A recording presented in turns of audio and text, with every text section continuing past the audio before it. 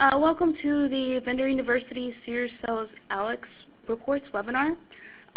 We did offer some of the transitional training in October, and this month we are moving to a more standard format for our ongoing and recurring sales reports training.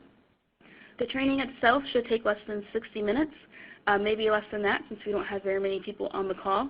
But we did add on a lot of extra time at the end to allow for plenty of questions that you may have. And we do hope to be able to provide you answers to your questions and help you utilize the new application.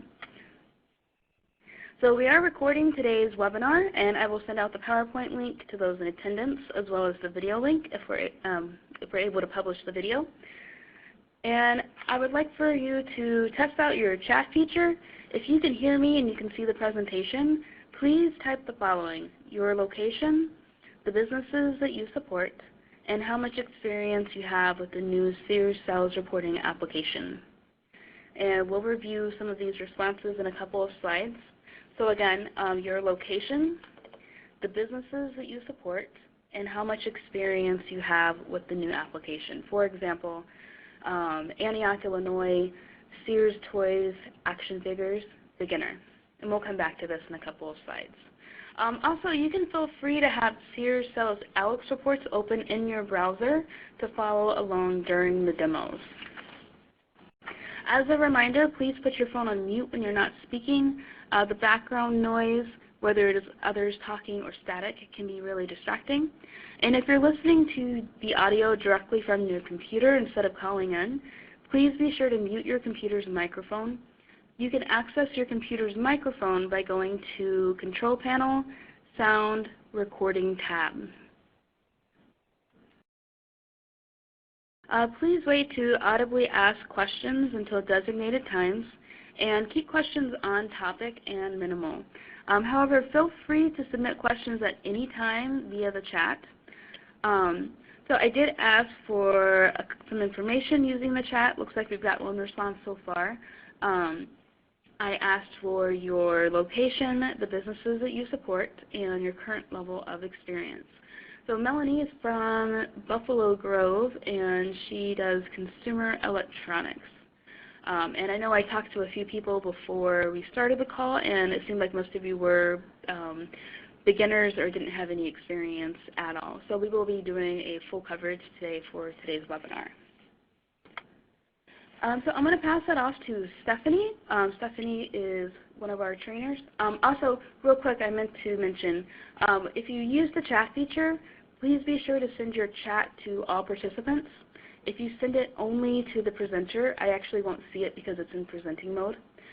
So if you do submit a chat question, please send it to all participants or we will not see it. So, okay, so back to Stephanie.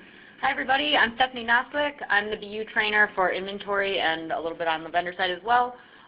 Formerly I was an inventory and then a senior inventory analyst supporting different Kmart businesses, Kmart Infant Hardlines, and Kmart Kids World Seasonal and Basics. I've used Alex reporting in the past to illustrate sales performance, manage inventory levels, and assist with some special store projects. So I'm familiar with both Alex and a bunch of the different functions within Alex. So today we're going to learn how to differentiate the 5 report template options. We're going to access, navigate, and update our homepage preferences, complete the report prompts. We'll be able to save and subscribe to reporting, edit report results, export the results into Excel, and use the different help resources that are available for Alex. So what is the Sears Sales Alex report? Sears Sales Reports provide access to both sales and inventory reports via the vendor portal. This information was previously accessed through the Sears Business Exchange, or SBE. As you know, that has been closed, and last month we transitioned to all the SBE applications to the vendor portal. The reporting platform for the new Sears Sales Reporting application is quite different than the reporting offered through SBE, but it provides many more options and features. Please be aware that your buying or inventory teams at SHC will refer to this new application as Alex, like I've been doing so far. So a little bit about these report Features. The new reporting platform does offer more options and flexibility. You can now view merchandise and location on the same report, as well as units, cost dollars, and sales dollars. In addition, you can view information for multiple DUNS numbers and divisions on the same report. Completely new, you can select attributes to report against, such as brand, season, or color. You can also review full-line store sales and online store sales either separately or on the same report. You can save, subscribe to, and schedule reports and choose to view them either online or export directly into Excel. Reports are available in your history for up to 2 weeks, and you can edit report results and create graphic representations. Finally, the reports run much more quickly than they did in SBE sales reports, so that's something that everybody wants, is a little bit faster access to that information. Access to the sales reports is not required, but it is useful in managing your business with Sears. It requires a license fee of $550 per person, plus an annual maintenance fee of $100. If your company acquired access to SBE sales reports before the transition to the Sears sales reports, your company and users are covered in the original contract between our companies. If you would like to request or verify your access, please email vendors@searshc.com. There are 2 sales report templates, gross sales summary and net sales by type, and 3 inventory report templates, sales in stock, sales insight and turnover, and sales and inventory. For the sales reports, data up to 2 years back plus year to date is accessible and can be requested 1 day prior to today's date. Keep in mind the calendar year is based on the Sears 445 calendar, which always begins on a Sunday. For the inventory reports, only data for the previous week can be displayed, and it can be requested 2 days prior to today's date. The same 5 report templates are available in Sears Sales Alex reports as were available in those SBE sales reports. The gross sales summary, net sales by type, sales in stock, sales in inventory, and sales insight and turnover. The reporting platforms are different, but we thought it would be helpful to make the same templates available to ease the transition to the new application. And for those of you that might not have had access to SBE or didn't know the different types of these reports, gross sales summary will help you analyze the gross and the net sales performance, returns, and the post-sales adjustments. Net sales by type, that's where you would analyze the regular, promotional, clearance, and total net sales performance. Sales in stock, you can monitor the sales, markdowns, receipts, inventory, sales to stock ratio, checkout, and turnover. Sales and inventory, that's the regular, promotional, clearance, and total net sales performance, on-hand information, and on-order information. And finally, that sales insight and turnover will help you monitor sales, inventory, and turnover performance for stores, DCs, and for the total chain.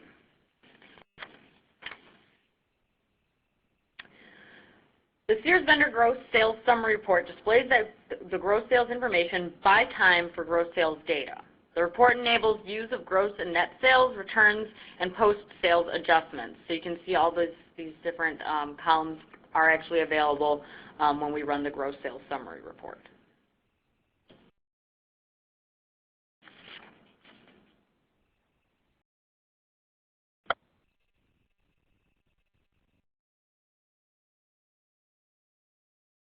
And this is just a little snapshot of what we're going to be able to go in and run.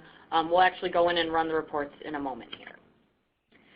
The Sears Vendor Net Sales by Type report displays product information by time for net sales data. The report enables a view of the breakdown of net sales by regular, promo, and clearance sales, and you can see all of this information will be available in columns on your reporting. This is what it looks like within the application, and here's kind of an example of what it would look like when you export it to Excel.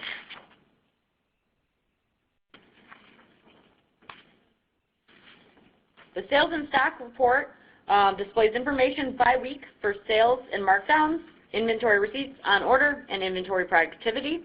The report provides a view of receipts, inventory, sales to stock ratio, checkout, and turnover. And here's some of the options that come across in this report, some of the columns that you have available. And there's what it would look like in the application itself.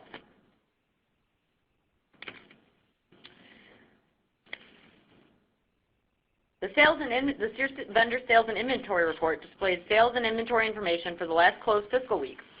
This report enables a view of the breakdown by regular event and clearance sales, plus inventory on hand and on order for stores, DCs, and the total chain. And here's some of the columns that would come across for this report. Again, this is what it looks like in the application, and fully across, this is what it would look like after we pull the report in Excel. The Sears Vendor Sales Insight and Turnover Report displays the information by week for sales, insight, and turnover metrics, and these include the gross sales, the distribution center disbursements, turnover, inventory on hand, and on order. And again, here's what it looks like in the application. So now we're going to do our first demo for today. First demo will cover access, navigation, and homepage preferences.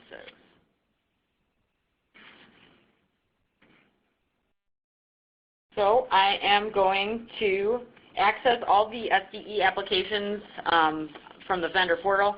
So let me log in here real quick.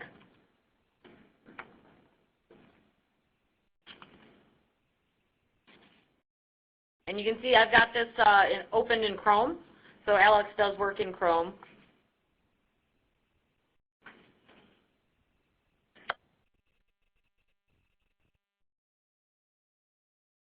So as you can see, I just clicked on the Home tab up here on the navigation, and now I'm going to scroll down, and you can see along the side we've got Kmart and Sears applications, and then Sears applications. If we scroll down a little bit further, right under Store Directory, you'll see the Sales Alex reports, and that's where you're going to want to click.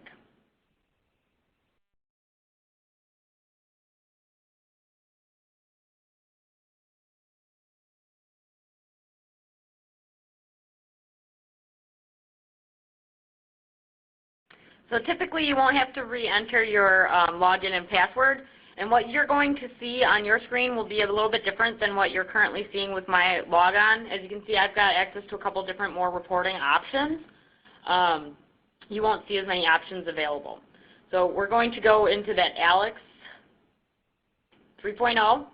Then you're going to click from the Alex 3.0 Shared Reports, BI Analytics, Vendor Reporting, Sears Vendor Reporting, and then you'll be able to access these three reports. So let's see if I can show you what that would look like for you guys.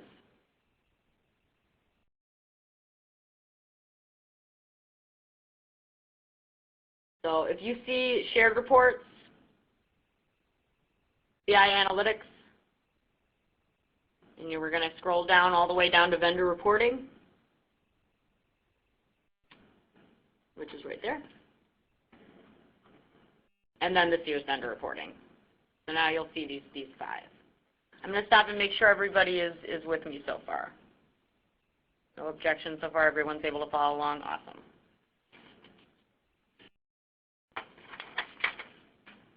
So if you want to be able to log into this screen every single time, I'll show you we can set that up. We're going to click Preferences in the left menu bar. So you can see here we've got this left menu bar. There's this little, they look like tools, a wrench, it looks like a wrench. Click on Preferences. So up here you see this default start page. Select the radio button next to the last folder, Sears Vendor Reporting. So you can see last folder, Sears Vendor Reporting. Mine is already set up for the current start page to be Sears Vendor Reporting. So you would go ahead and right click on that radio button. Then you can scroll all the way down to the bottom of the page and click Apply.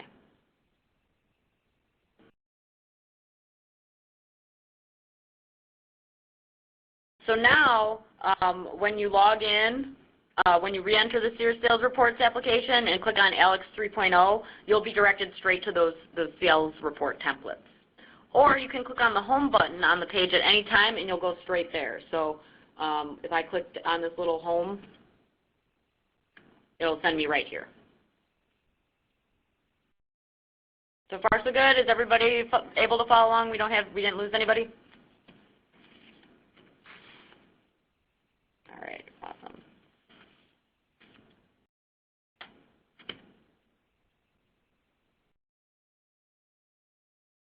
So From here, you can see we're switching back to the PowerPoint, but you would be able to click the desired report to view the template options. There are 13 sections available to edit on those templates. Sections 3,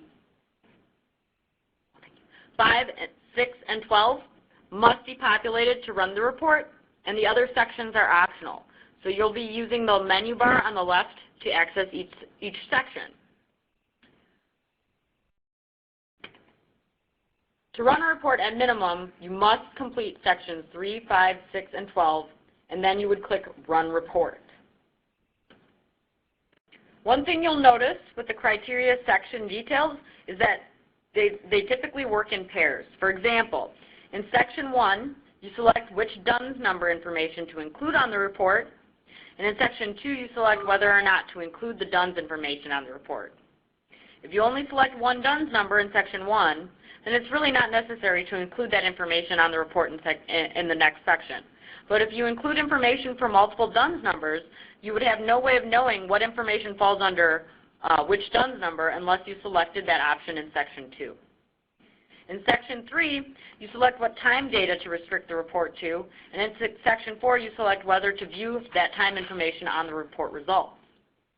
In section 5, you select the product merchandise filter, and in section 6, you specify whether you see the merchandise represented as rows of data on that report.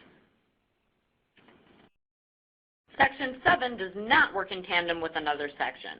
Use section 7 to type in or upload a group of div item SKUs using a CSV file. If you do not know how to create a CSV file, view the Sears Sales Reporting documentation for instructions. In section 8, you specify the selling locations to report against, and in section 9, you select whether to view those locations as represented as rows of data on the report. Use section 10 to specify product characteristics to report against, and in section 11, you'll specify whether to see those product characteristics as represented as rows of data on your report. And this will make a lot more sense when we actually get into the reporting.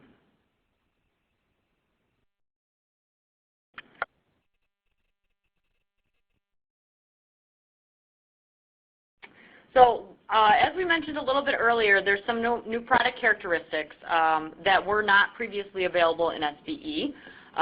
Sears BR brand versus Sears Master brand. You'll see Sears Master brand combines single brands into one selection. So it's better to illustrate this via an example. For instance, Kenmore combines Kenmore Pro, Kenmore Elite, and Kenmore Product into one Kenmore Master brand. Craftsman combines Craftsman Professional, Craftsman Product into one Craftsman Master brand. Die Hard will combine Die Hard and Die Hard Gold into one Die Hard Master brand. Sears SE Season Code versus Sears Master Season. Sears SE Season Code consists of a single season, such as Spring 2017, while Master Season combines products from more than one season code. For instance, combining all spring and summer coded seasonal product into one spring-summer master season, combining all fall and winter coded seasonal product into one fall-winter master season, or combining all basic continuous coded product into one basic master season. Sears Color Basic versus Sears Color Descriptive is the color family. So Sears Color Basic is the color family, like green. Sears Color Descriptive is the shade that's associated with that basic color. So below are some examples of green. So mallard green, manna green, maple leaf. So you can either have that coded as the basic color or the descriptive.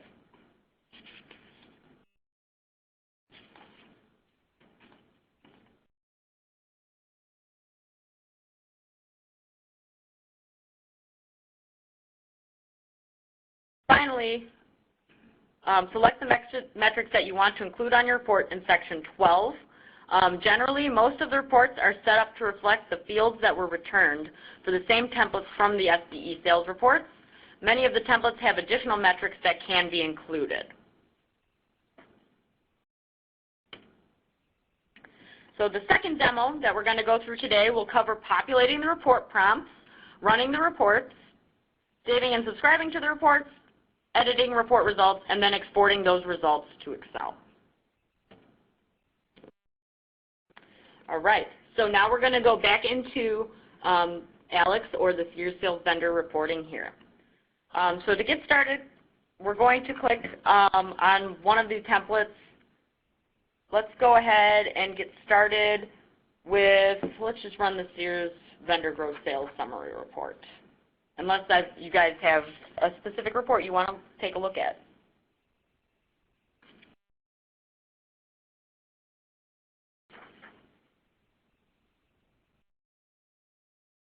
So on the left, you can see there's 13 sections for the template prompts. And again, the required sections, there we go. The required sections are clearly marked. So you can see that sections 3, 5, 6, and 12 all say required. So for the Sears vendor hierarchy, you're going to see me select a whole bunch of DUNS numbers that I'm going to run this report for. You should only be seeing the ones that are assigned to you. So go ahead and select your DUNS numbers. You don't need to copy exactly what I'm doing, but I'm going to select a bunch so that we don't share confidential information.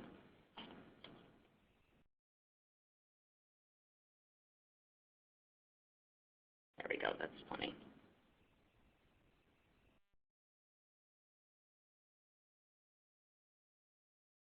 Another call out I should make is if you don't see DUNS numbers available that you know that you should have access to, please do reach out to vendors at SearsHC.com and we'll get you set up with the correct access.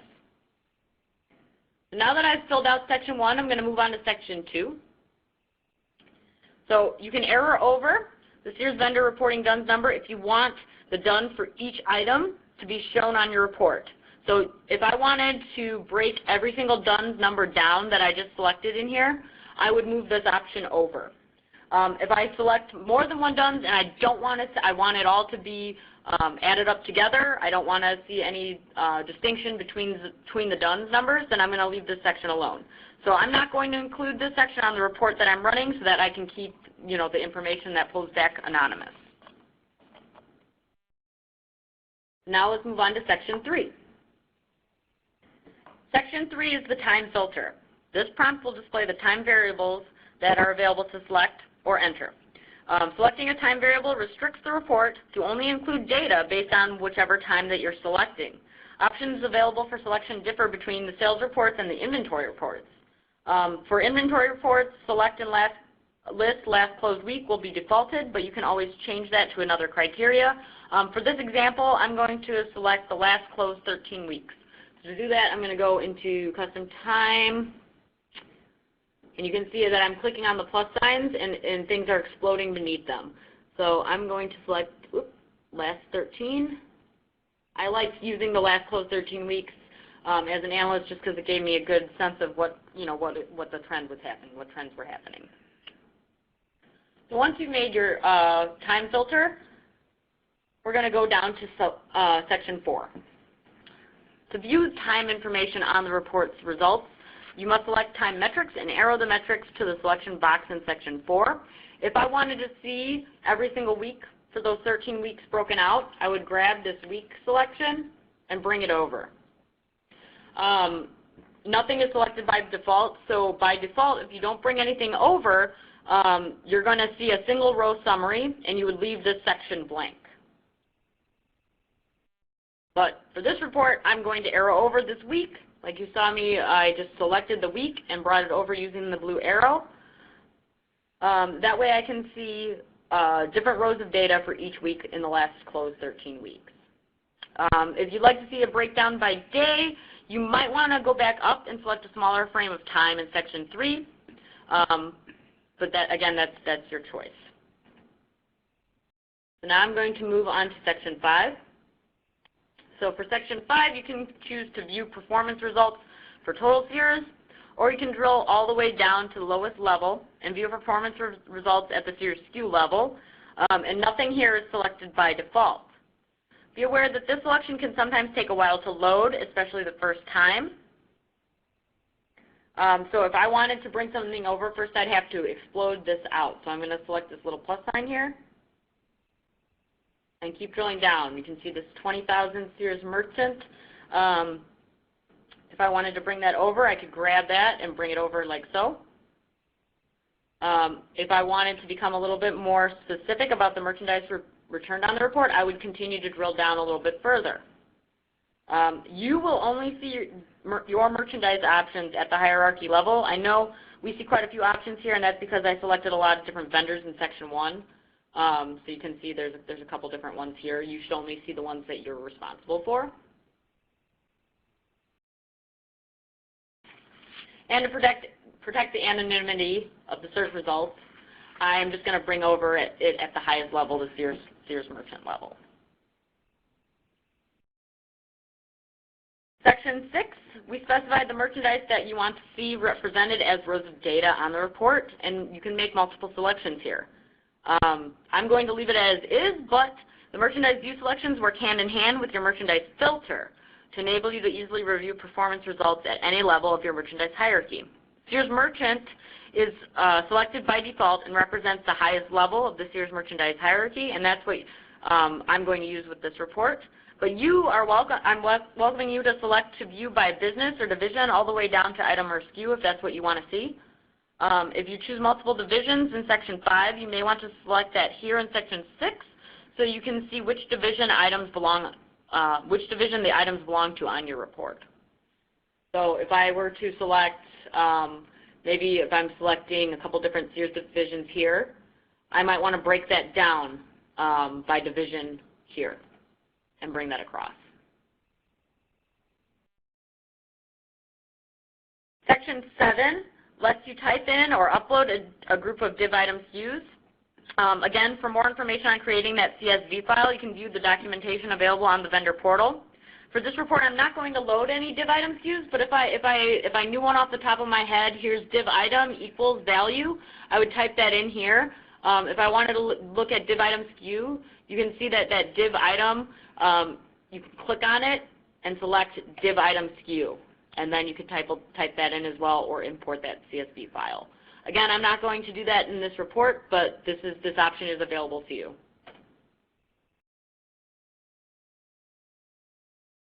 Section 8 is the geography filter. So this is where you can specify the selling locations that you're trying to report against. Leaving this blank will allow you to view performance results for total Sears, or you can drill down to the lowest level and view performance results at the selling location level, and nothing here is selected by default. So if I wanted to, I could, and I think I'm going to select full line stores. So let's see, I'm going to go to store format type, there it is, and then I'm going to select an arrow over full line stores and online. Well, here's Sears Online. Bring that over. I might have already clicked past it here. Let's see here. There it is. There's the full line stores, and I'm going to bring that over as well. Yeah, that's how you would bring that across. You can click the plus sign next to the location numbers to drill down and scroll through options if you would like to. So if I knew a specific store number that I was maybe I've got a special project going on that I want to monitor, you can look at the location number and drill through location number, bring those over. I could also, if I knew it off the top of my head, grab that whole location number. See how it says location number? I can select in list, and then I could type that in here, or I could select it here and bring it over. So there's a couple different options for you. I'm not going to bring over the specific location. I'm just going to look at the Sears Online and the full line stores for this report. In Section 9, you specify the locations you want to see represented as rows of data. So multiple selections here are also permitted, but nothing is selected by default. The geography view selections will work hand in hand with that geography filter prompt to enable you to easily review performance results at the desired level. So what you selected in Section 8 will determine what is returned in your report results. But if you want to be able to differentiate the results for the different formats or stores, you have to include a selection in Section 9. So for this, because I selected Sears Online and Sears Full Line Stores, if I wanted to see it, I'm going to select the store format type. So that way It'll tell me which one's the online and which one's, it'll differentiate online versus full line. If I wanted to see every single location number, I could do that too by selecting that location number or the store operating code. All possibilities for you, however you want to look at your data. In Section 10, you specify the product characteristic or attribute that you want to report against. So that's that brand, color, or season. Nothing here is selected by default. For my report, I'm going to select Basic Master Season. So I'm going to go ahead and click the +9 next to the Sears Master Season to drill down. So here's the Sears Master Season. Click on that plus sign, and then I'm going to select an arrow over Basic and bring that over.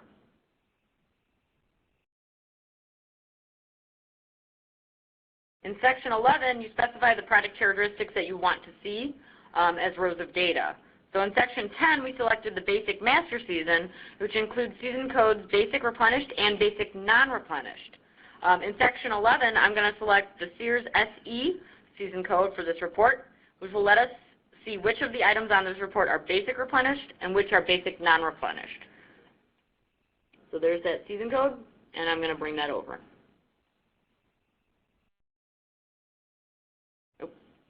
I actually want that master season, is what I want to see.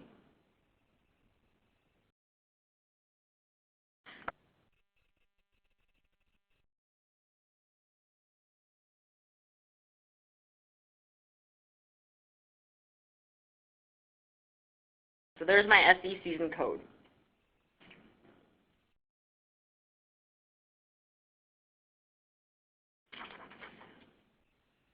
So then for number 12, if I move down to number 12, that specifies the sales-related metrics. So this is really the bread and butter that you want to include on your report.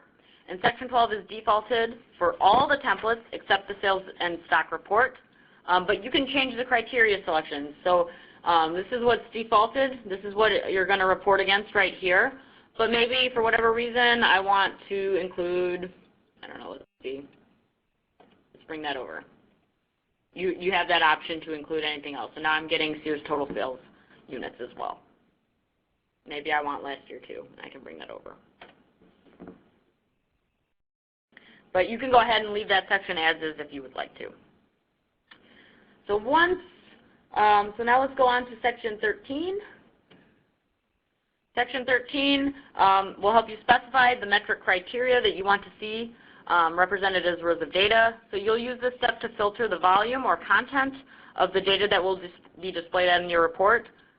So like Section 12, all the templates will have different criteria to select against. But I don't need to do anything here if I don't want to. If I don't want to limit my rows of data based on maybe I wanted to only look at stuff that's greater than $100 or something like that. That's how I could filter that, but I'm going to leave it blank. I want to see everything, so I'm going to leave it as is. So once you've completed all the criteria in these different prompts, you're able to click down here in the bottom left, Run Report. So go ahead. I'm going to go ahead and click Run Report. So in SCE Sales Reports, it could take hours and hours for a report to run, and you'll notice that it's a lot faster in the new Sears Sales Alex reporting application. If the report does not load immediately, you can go to the History section, and you'll be able to see. So if I go to my history list, you'll be able to see and all the reports that I've run in the past here, as well as you'll see that the one that we just ran is still running. It says Running Report in the status column there.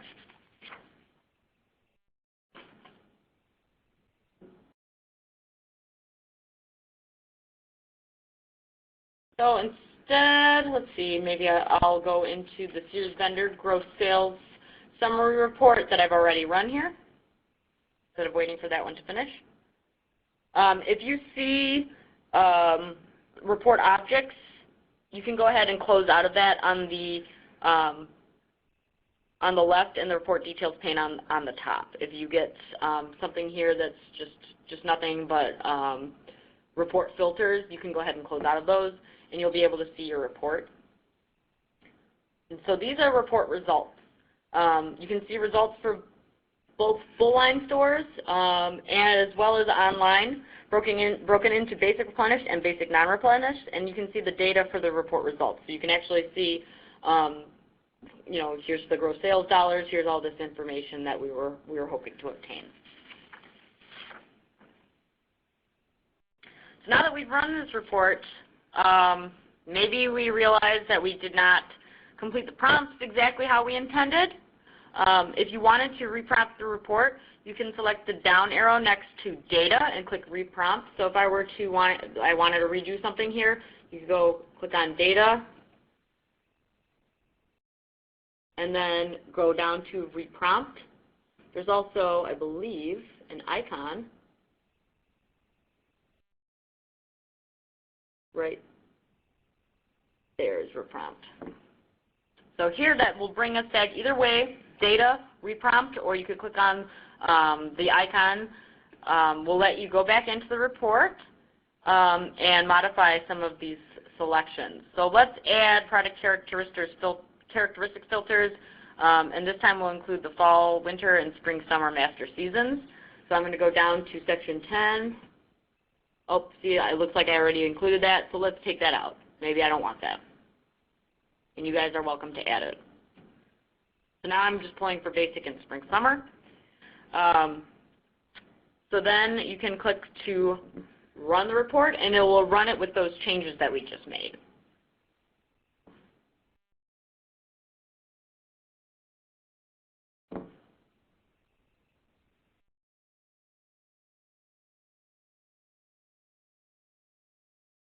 Pays to have things already set up. So we'll go into another report that I've already previously run. So let's say you're happy with the changes you made, and you want this report to be something that you can easily access. Once you've run a report successfully, you can save it in this application. So saving the report allows you to easily rerun this same report at a later date, and all you need to do to save it is up on the lower left, or upper left rather, you see this little floppy disk? Click on that. So you can name it whatever you would like to. Let's say you've got a couple different ones that you're running, so you might want to name it something to distinguish against the other ones. And then you would just go ahead and click OK. And then return to original report. You're also able to set up report subscriptions. So subscriptions can be set up to run daily or weekly. After running a report, you can click on the subscription icon next on the report results page. So to subscribe to a report, I'm going to click on this home right here. So click on that home, and then there's this little spreadsheet with it looks like a clock next to it. That's the subscription icon. You can also click on home, and then there's an option subscribe to. So click on subscribe to and then history list. So this is the way that you can schedule a delivery to your history list. And you'll see you can update the subscription name. Again, you might have a couple different subscriptions, so you might want to distinguish between one and another. And you'll notice that there are several options to choose from to schedule your report. Many of these options will have an expiration date so that these reports don't run indefinitely. So do yourselves a favor and write down when your reports are set to expire, because it really sucks coming in on a Monday or a Tuesday and not having anything in your history list when you expected something to be there. So if you look at the schedule, you can see you might not have all of these same options. So you probably will have the different days. So if I wanted this to run Friday at 8 a.m. Eastern Time, it will expire on January 15th. That's my schedule.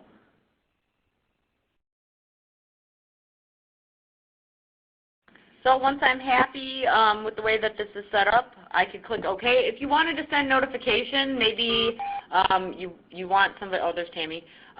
You want somebody to get this email once the report runs, you can send to a new email address, set up, you know, whoever you want to send it to, probably yourself. Otherwise, just go in and check your history list, and it will be there on the day that you're scheduled to run. Then you click OK.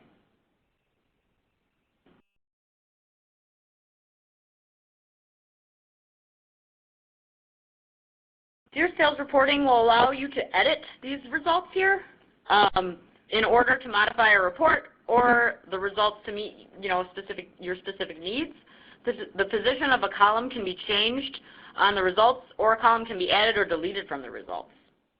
After editing the report results, you can save it as a new report, which will then permanently reflect the changes that you've made. So you might find this useful if you're trying to get a report to follow the same formats as the previous version in SBE Sales Reports. You can move the columns around and save and schedule that report, and it will run in the future with those changes. So to reorder some columns, you can reorder columns by clicking and dragging a column heading. So let's say I want this guy to be over here. I just clicked on it and dragged it. And you'll see that now it's where I moved it to. If you want to remove a column, you can right-click the column heading to display a drop-down menu and select Remove from the Grid. This will eliminate the column from the current report results only, and it will not edit the report itself unless you resave that report. So the report that I saved, it will have this, it will have it here. It'll only be deleted from this particular screen if I click Remove from Grid without saving. So now that's gone. If you'd like to show your report in a graph, you can click on the graph icon. So there's actually, if we go to right here, see there's this little graph. And that's what it looks like with all of these columns in a graph. You might want to mess around with the columns a little bit more before displaying it like this, because this doesn't really tell you very much. There's also this option here. So you've got both the graph displayed and then below it your results there. And then if you want to go back to just the data, that's how you get back to just the data. So these three icons here.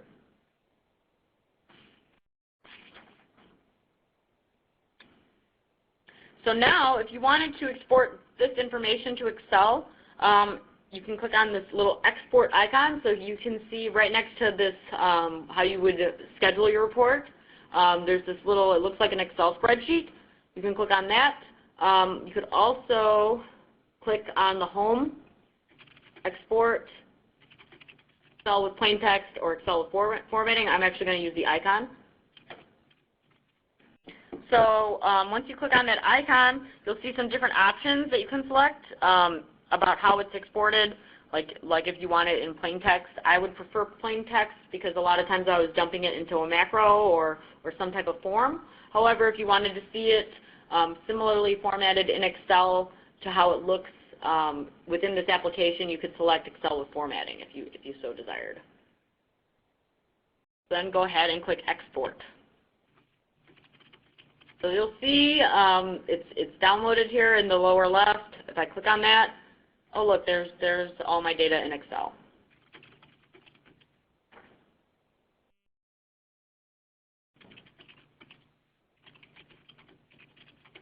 See, it's not that hard. Was everybody able to follow along? I hope so. I hope I didn't go too fast. But I would definitely recommend getting in there and practicing exporting, practicing running a couple of different versions of those reports until you find something that is really helpful for you to look at your business. Here's some information about some help resources. Vendor-specific documentation and the introductory video for the sales reporting application can all be found on the Vendor University tab of the vendor portal. So you'll notice, like when we first logged in, we were on the Vendor University tab. All of this additional training information can be found there. On this page, you can find the Sears Sales Alex reporting documentation as well as the video to assist with getting started with the Sears Sales Reports. You should have reviewed both of these before today's webinar, but it's always helpful to be able to go back and review again. Help documentation is also available within the sales reporting application.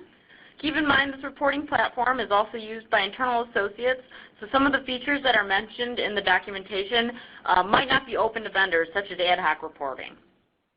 From within the application, you can click on the Help documentation in the top right-hand corner of the screen, and the Help file will open in a new window. Click Alex 3.0 in the left menu pane to open the content, and click Vendor Reporting Overview Sears.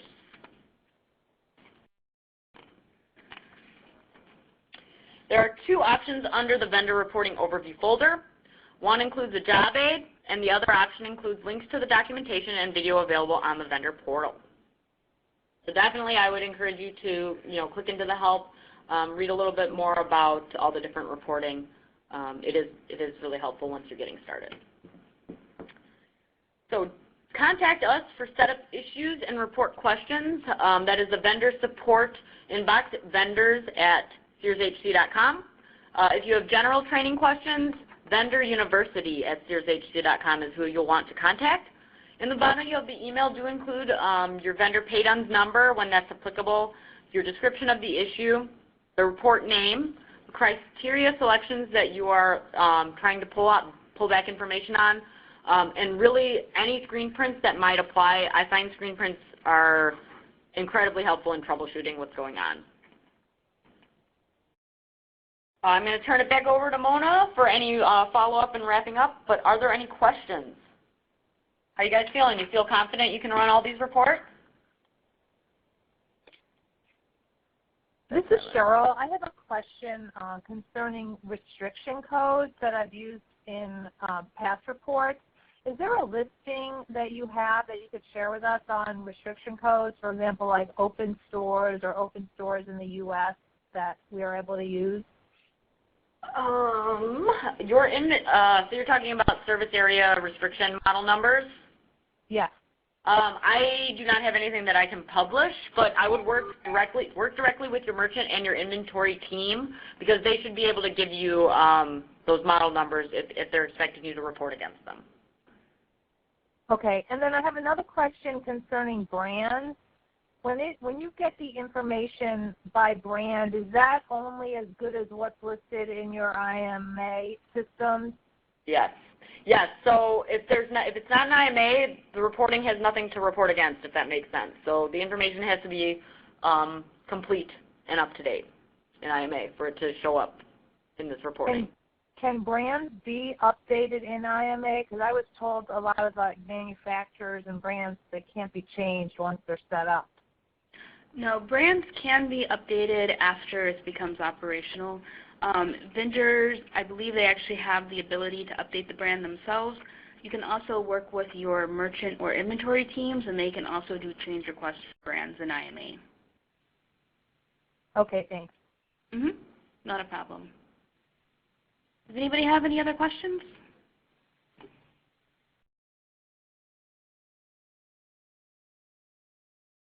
Okay, well, we will hang on the line for a little bit longer, so if you do come up with any more questions, we'll be on for about another 5 minutes. Otherwise, I hope you guys had a great holiday week, and I hope that the rest of this week is also good as well. So I will send out the PowerPoint and the link to the video later on today. Otherwise, have a great day.